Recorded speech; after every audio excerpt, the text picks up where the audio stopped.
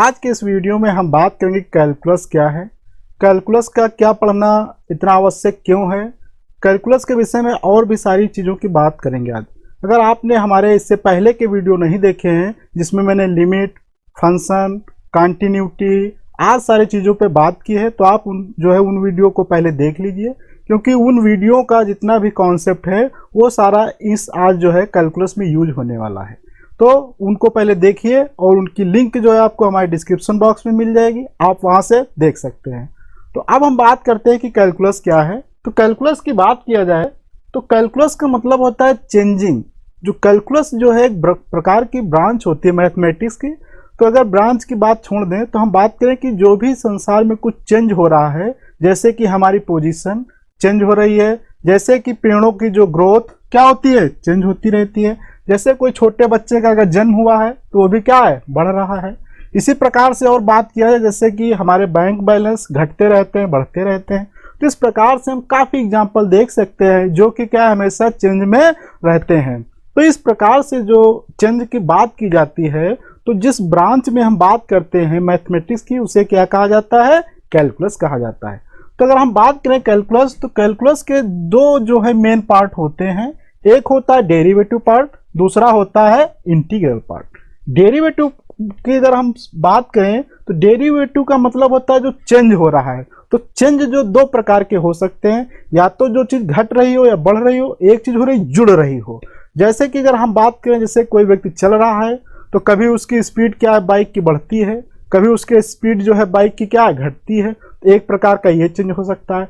और जैसे दूसरे प्रकार का चेंज हो सकता है, जैसे कोई मान लिया मूवी डाउनलोड कर रहा है इंटरनेट से, तो उसमें क्या होगी, जो है उसकी मूवी में जो है कभी डाटा की जो है स्पीड बढ़ जाएगी, अर्थात इंटरनेट की स्पीड कभी बढ़ जाएगी कभी घट जाएगी, लेकिन जो हमारे पास मूवी डाउनलोड हो रही है उसका डाटा हमेशा क्या है, बढ़ता ही रहता है।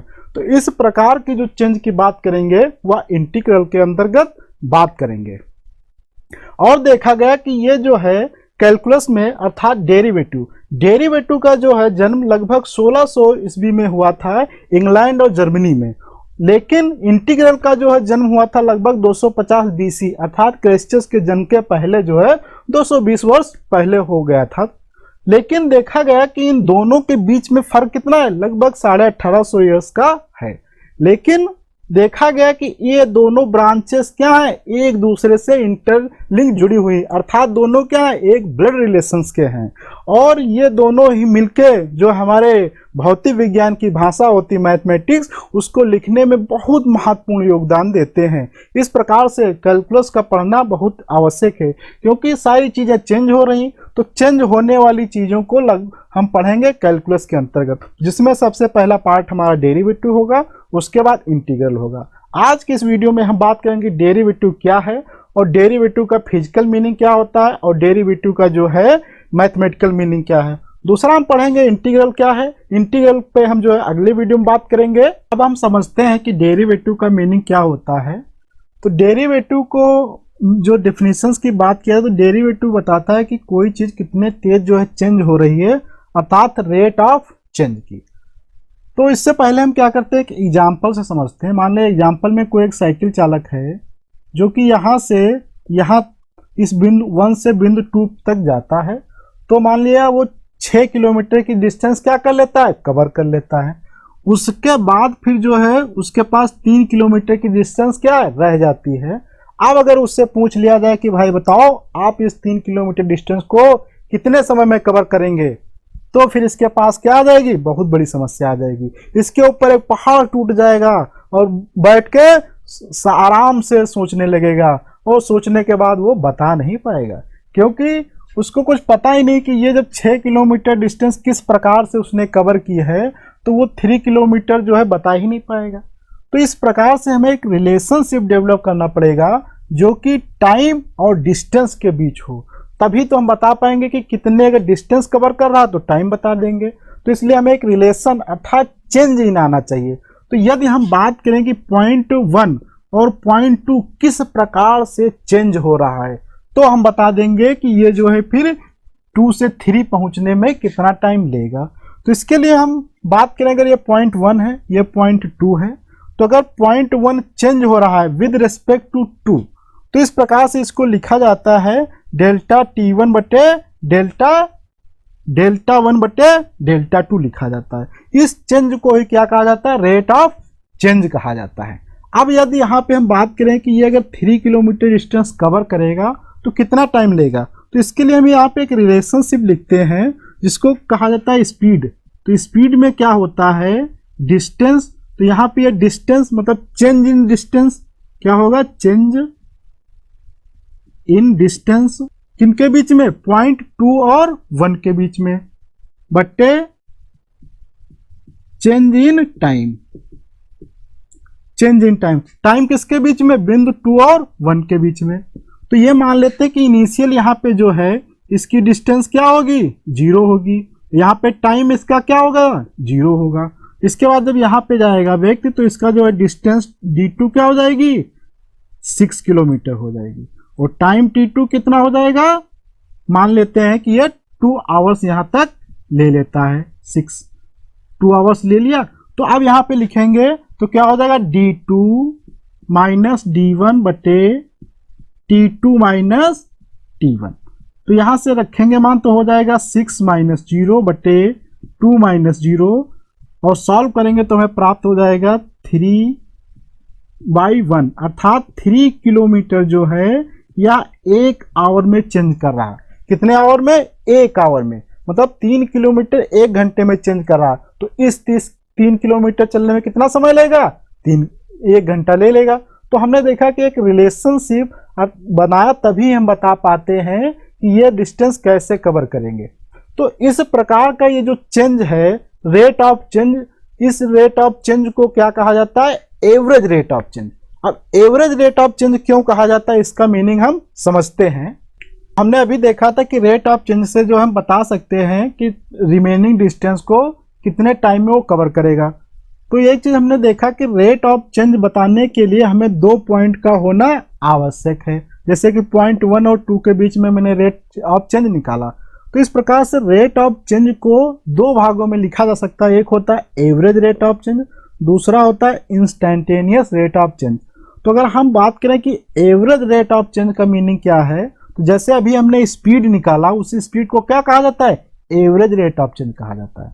क्योंकि एवरेज रेट ही हम अधिकतर बात करते हैं। जैसे स्पीड, तो स्पीड कहा जाता है लेकिन जनरली वो क्या होता है, एवरेज रेट ऑफ चेंज होता है। जैसे अगर इस व्यक्ति की बात किया जाए तो ये साइकिल चला रहा था, तो क्या यहाँ से यहाँ तक 6 किलोमीटर इसने साइकिल चलाई होगी, क्या हमेशा सेम स्पीड से ही चलाई होगी, नहीं, बिल्कुल गलत है। वह कभी साइकिल थोड़ा तेज चलाएगा, कभी थोड़ा कम चलाएगा, कभी रुक भी जाएगा। तो इस प्रकार से साइकिल की स्पीड क्या होगी, चेंज होती रहेगी, कभी ज्यादा होगी, कभी कम होगी, कभी ज्यादा।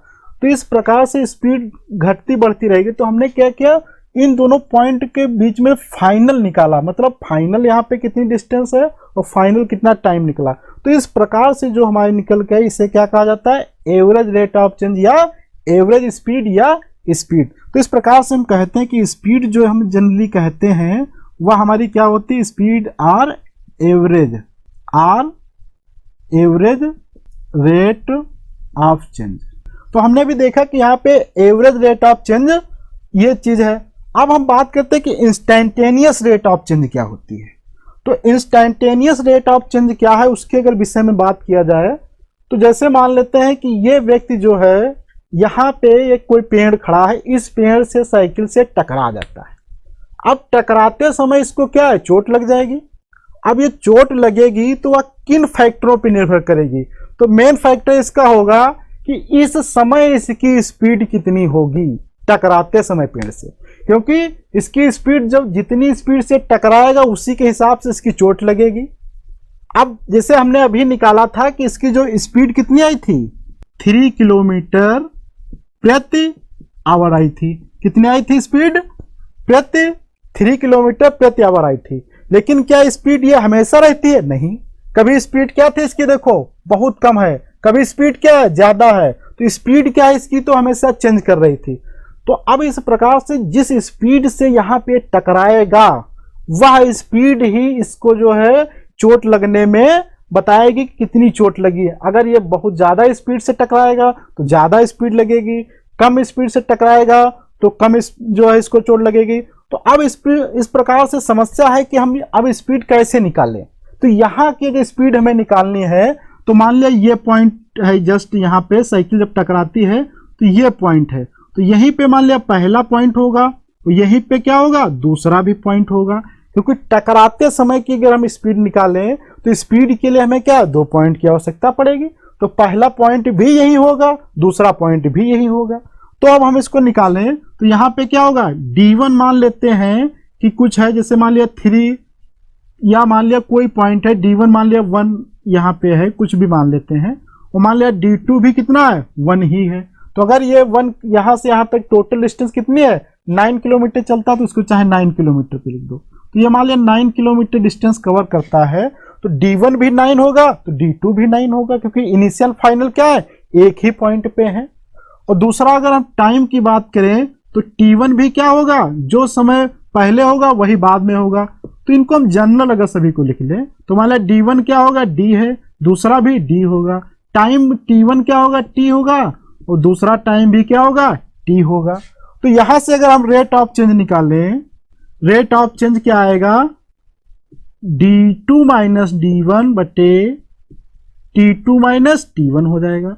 तो यहां से रखें तो D माइनस D बटे T माइनस T अर्थात 0 बटे 0। अब यहाँ 0 बटे 0 आ गई। अब तो ये समस्या है, क्योंकि 0 बटे 0 क्या है, हमारा इनडिटरमिनेट फॉर्म है, अर्थात यहाँ पे कोई स्पीड ही नहीं। अगर ये स्पीड, इसका मतलब क्या है, अगर हम मान लें कि इनडिटरमिनेट फॉर्म है, ठीक है, अगर इनडिटरमिनेट फॉर्म ना जाने तो ये लग रहा है कि 0 है, तो 0 मतलब कोई स्पीड ही नहीं है। तो बिना स्पीड से ये टकराएगा तो इसको कोई चोट लगनी चाहिए नहीं, लेकिन जब भी कोई साइकिल अगर टकराता है तो चोट जरूर लगती है। और 0 स्पीड होने का मतलब वो चल ही नहीं रहा था, तो ये भी एक रिजल्ट है। तो इस प्रकार से हमने देखा कि रेट ऑफ चेंज जो है यहाँ पे हम निकाल नहीं पा रहे हैं इन कंडीशन में। अभी तक यहाँ तक तो हमने रेट ऑफ चेंज निकाल लिया था, तो वो क्या थी, हमारी एवरेज स्पीड थी। लेकिन जब पॉइंट दोनों बहुत पास पास में है, इनिशियल पॉइंट फाइनल पॉइंट, तो वहां पे रेट ऑफ चेंज कैसे निकालेंगे, ये हमारे लिए मेन टास्क था। ये तो बड़ा आसान था, ये मेरा मेन टास्क है। अब इसको कैसे निकालेंगे इस पे हम बात करते हैं। तो हम देखते हैं कि इस प्रकार की जो समस्या है यहाँ पे हम सॉल्व नहीं कर पा रहे हैं, तो इस प्रकार की समस्या को कैसे सॉल्व किया जाए। तो इस प्रकार की जो यहाँ पे क्षणिक हमारी स्पीड है, इसी को कहा जाता है इंस्टैंटेनियस स्पीड। मतलब जब टकराते समय जो स्पीड है उसे कहा जाता है इंस्टैंटेनियस स्पीड। और इसको कैसे निकालते हैं, इसके लिए हम देखते हैं कुछ पॉइंट्स क्या लिए जाते हैं। एक ऐसा पॉइंट लो, दूसरा पॉइंट जो कि इसी के पॉइंट क्या हो, बिल्कुल पास में हो। जैसे हमने ये पॉइंट क्या है, 1 के बिल्कुल पास में दूसरा पॉइंट ले लिया है। और इसके बाद फिर जो है दूसरा पॉइंट जो है, फिर क्या करेंगे हम कि जो है एक पॉइंट उसी को चूज करना है बिल्कुल पास में हो, बहुत छोटा हो। जैसे अगर हम मान लेते हैं, अगर ये मान लिया कितना है, T1 अगर मान लिया कितना दिया गया है 5, तो हम मान लेते हैं T2 बराबर कितना मान ले 4.9999। आप जितना भी छोटा चाहो उतना एक्सट्रीमली स्मॉल मान सकते हैं। तो हमने मान लिया केवल 3 स्थान तक लेंगे। तो यहां से इसका अगर हम डिफरेंस करेंगे तो हमें प्राप्त हो जाएगा, कितना आएगा, अगर यहां से हम डिफरेंस ले लें यहीं पे, तो T1 माइनस T2 बराबर कितना आ जाएगा, 0.001 यहां से आ जाएगा हमारा। अब हम क्या करेंगे, अब हम जो है रेट ऑफ चेंज का फिर से फार्मूला लगाएंगे, क्योंकि प्रॉब्लम हमारी कहां पे आ रही, नीचे का टर्म ये 0 हो रहा था, और नीचे का टर्म 0 होने का मतलब है इनडिटरमिनेट फॉर्म। तो इस प्रॉब्लम को दूर करने के लिए तो हमने फिर जो क्या किया, ये पॉइंट जो है T1 और T1 जो है के पास में T2 मैंने बहुत स्मॉल पॉइंट ले लिया उसी के पास में। तो अब देखो यहाँ क्या करेंगे, तो इस पॉइंट को लेते हैं, तो अब यहाँ पे रखेंगे मान, तो changing in distance between 1 and 2 and time में कितना चेंज हुआ है, T001 यहां से निकाल लिया था।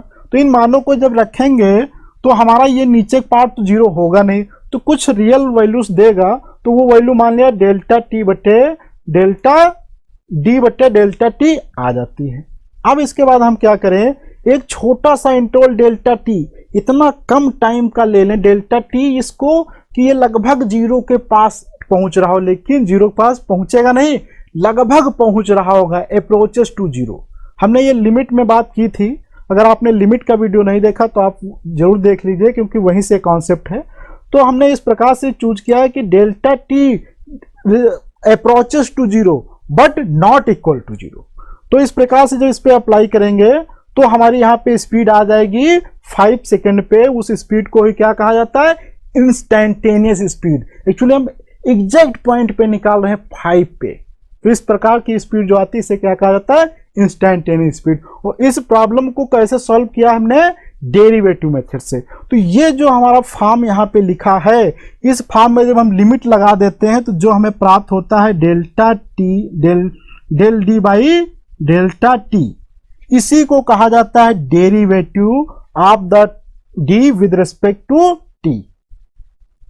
तो इसी को निकालने के लिए हम ये पूरी मेहनत कर रहे थे, क्योंकि हमें इंस्टेंटेनियस पे बहुत महत्व है, क्योंकि जब टकरा रहा उस समय की क्या स्पीड होगी, तभी से तो हम पता कर पाएंगे कि उसको कितनी चोट पहुंची है। तो इसलिए इंस्टेंटेनियस निकालना हमारे लिए ज़्यादा आवश्यक है। इंस्टेंटेनियस ही जो हमारा होता है डेरिवेटिव होता है, और इसको लिखा जाता है डेल्टा टी बटे डेल्टा टी, और इसे पढ़ा जाता है the change in d with respect to t.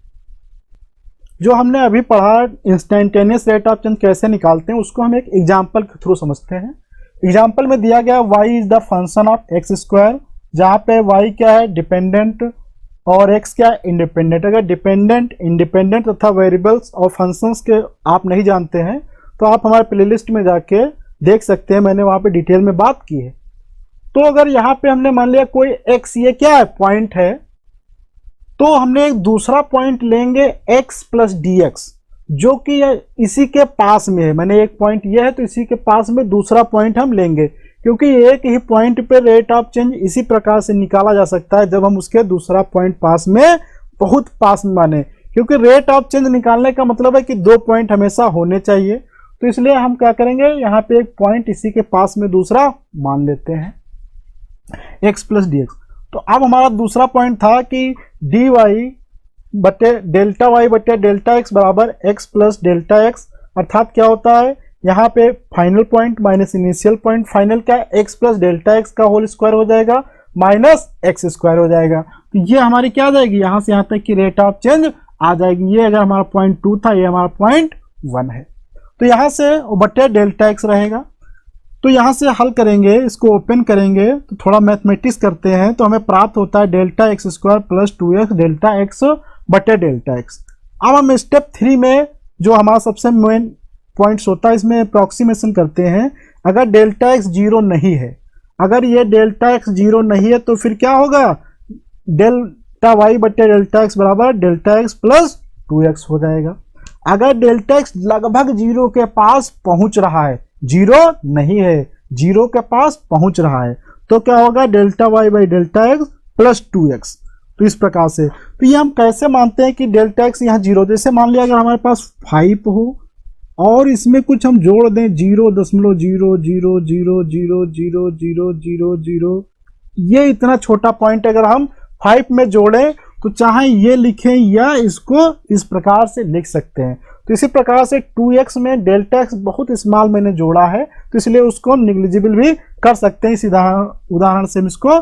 तो इसको अब डेरिवेटिव फॉर्म में अगर लिखा जाएगा, हम यहाँ पे limit delta x tends to क्या कर दें, 0। डेल्टा एक्स कहाँ पहुंच रहा है, 0 के पास पहुंच रहा है, तो डेल्टा एक्स तब 0 के पास पहुंचेगा तो हमारा मान क्या आ जाएगा, 2x। ये हमने लिमिट कॉन्सेप्ट से सॉल्व किया है। यदि आपको नहीं मालूम है लिमिट कैसे हल करते हैं, तो उसका भी मैंने वीडियो के डिस्क्रिप्शन में लिंक दे दिए, आप वहां से जाकर देख सकते हैं। वहां पे मैंने लिमिट में काफी डिटेल में बात की हुई है। तो ये जो फॉर्मूला आता है dy by d x is equal to 2x, इसको पढ़ा जाता है dy बाई डी एक्स, और मैथमेटिकली कहा जाता है कि the rate derivative of y with respect to x।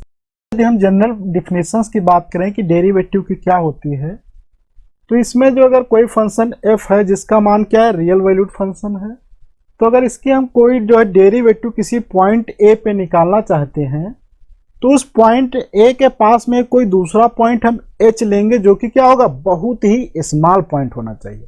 तो जब बहुत स्मॉल पॉइंट होगा तो डेफिनेशन के हिसाब से लिखा जा सकता है limit h tends to 0 f a plus h minus f a बटे h हो जाएगा। तो यहाँ पे एक और कंडीशन रहती है कि ये फंक्शन भी क्या होना चाहिए, एग्जिस्ट करना चाहिए, अर्थात फंक्शन की लिमिट क्या हो, एग्जिस्ट करनी चाहिए। अगर लिमिट एग्जिस्ट कैसे मालूम करें किसी फंक्शन की, तो उसके लिए मैंने वीडियो बना दिया, उस पर आप जाके देख सकते हैं। तो यहाँ ये जो फॉर्म हमारी बनी है, इस फॉर्म को ही क्या कहा जाता है, डेरिवेटिव फॉर्म, और इसे लिखा जाता है एफ डैश ए, अर्थात फंक्शन का डेरिवेटिव एट ए, या d f by del x at x बराबर ए, या डेल एफ बटे डेल एक्स एट एक्स बराबर ए, या d by d x of f x at a. तो इस प्रकार से ये जो है डेरिवेटिव फॉर्म है, और इन्हें पढ़ा जाता है द डेरिवेटिव ऑफ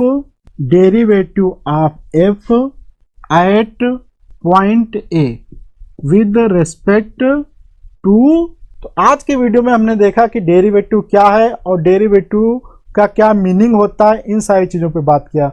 और अब इसके आगे जो है आप बहुत सारे फार्मूले हैं जो कि हम डिराइव नहीं करने वाले हैं, क्योंकि फिजिक्स में फार्मूले सीधे सीधे हम यूज कर लेंगे, क्योंकि फिजिक्स में तो हमें कुछ दूसरी चीज़ें पढ़ना है, उन फार्मूलों को डिराइव करेंगे। आप जो इन फार्मूलों को जो है किसी भी नोटबुक से डाउनलोड कर लीजिएगा या नोट कर लीजिएगा, और मैं जो है इसकी पीडीएफ भी बना दूंगा, जिससे आप सीधे सीधे फार्मूले सारे नोट कर सकते हैं। आज के वीडियो में इतना रखते हैं, अगले वीडियो में मिलेंगे, जब तक के लिए धन्यवाद।